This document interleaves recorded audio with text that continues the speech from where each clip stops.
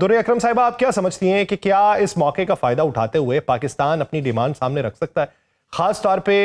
جو Iran Pakistan gas pipeline ہے اس کا جو معاہدہ تاخیر کا شکار ہوا تھا وہ سامنے آ سکتا ہے، یا پھر ابھی یہ موقع نہیں ہے اور دو طرفہ جو ابھی ٹینشنز چل رہی ہیں صرف اسی کا حل ہو جائے تو کافی؟ میرا ذاتی خیال یہ ہے کہ پاکستان نے بہت رسپانسبلی پچھلے ایک مہینے میں ریئیکٹ اور ایکٹ کیا ہے، اور اس رسپانسبلٹی کا تقاضا یہی ہے کہ پاکستان گھی میں بھنگار نہیں ڈالے گا، اور Pakistan is trying its level best کہ جو نیگوسیشنز ہیں وہی فلفل ہو جائیں اور ہم ٹورڈز پیس واک کر سکیں. Of course when it comes to negotiations تو دونوں سائڈز نے جو نکات سامنے رکھے ہیں، نیگوسیشنز کا مطلب یہ نہیں ہوتا کہ امریکہ کی ساری ڈیمانڈز پوری کی جائیں گی یا ایران کی ساری ڈیمانڈز پوری کی جائیں گی. it's basic diplomacy, it's basic statecraft کہ دو کور ڈیمانڈز ہوتی ہیں جن کے ارد گرد جو باقی ڈیمانڈز ہوتی ہیں یہ تو آپ صرف اور صرف پریشر بلڈنگ کے لیے اور دوسری سائڈ کو ریلیکس کرنے کے لیے، کمفرٹیبل کرنے کے لیے ہی رکھے جاتے ہیں کہ جی بالکل آپ کے ہی کہنے پر ہم اپنی اس ڈیمانڈ سے تو ودڈرا کر رہے ہیں. جس طرح ایران کی بیسک ڈیمانڈ یہ ہے کہ ایران یہ کہے گا کہ جی میں اسٹریٹ آف ہرموز کھول رہا ہوں لیکن میں فی چارج کروں گا. That cannot go well with America, that cannot go well with any other economy. تو ظاہر ہے 2 ملین سے بات شروع ہوگی، پھر وہ 2 لاکھ پہ بھی آ سکتی ہے، 2000 پہ بھی آ سکتی ہے. تو that is how negotiations are proceed,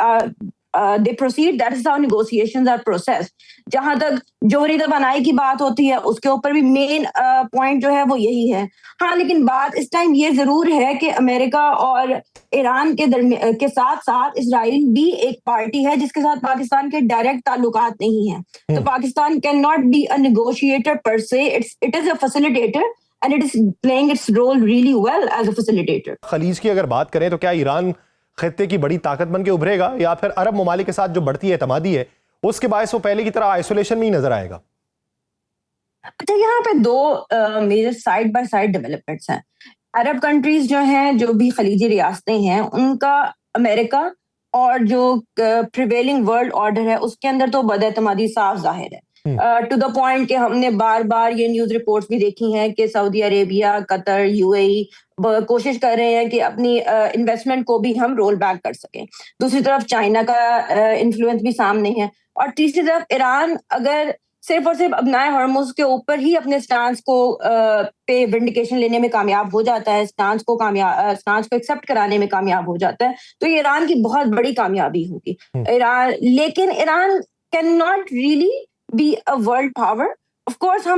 میرا ذاتی خیال یہ ہے کہ آنے والے وقت میں ہم ملٹی پاور پیرٹی اسٹرکچر ضرور دیکھیں گے، جس کے اندر امریکہ نے تو اپنا انفلوئنس، اپنی سگنیفیکینس لوز کر ہی رہا ہے، لیکن ساتھ ہی جو مڈل پاور کا رائز ہے جس میں پاکستان شامل ہے، جس میں ترکی شامل ہے، جس میں ٹو سم ایکسٹینٹ ایجپٹ بھی شامل ہے، اور اب چائنا کا انفلوئنس بھی شامل ہے جیو پولیٹیکل آرڈر کے اوپر اگر دیکھا جائے. تو میرا خیال یہ ہے کہ ان کی ہی گیم ہم دیکھی جائے گی، اور جو عرب کنٹریز ہیں وہ ان مڈل پاورز کے ساتھ ہی اپنے اگریمنٹس کو زیادہ مضبوط کرتی ہوئی دکھائی دیں گی. پاکستان اور سعودی عربیہ کا اگریمنٹ ہمارے سامنے ہے، دوسری طرف یو اے ای نے انڈیا کے ساتھ اگریمنٹ کیا ہوا ہے، ترکی بھی پاکستان اور سعودی عربیہ کے ساتھ وہی اگریمنٹ کی فولڈ کے اندر شامل ہونا چاہتا ہے، یا پھر اپنا یونیک آئسولیٹڈ اگریمنٹ کرنا چاہتا ہے. تو میرا ذاتی خیال یہ ہے کہ ہم یہی اگریمنٹس آنے والے وقتوں میں عمان کے ساتھ بھی دیکھیں گے، قطر کے ساتھ بھی دیکھیں گے،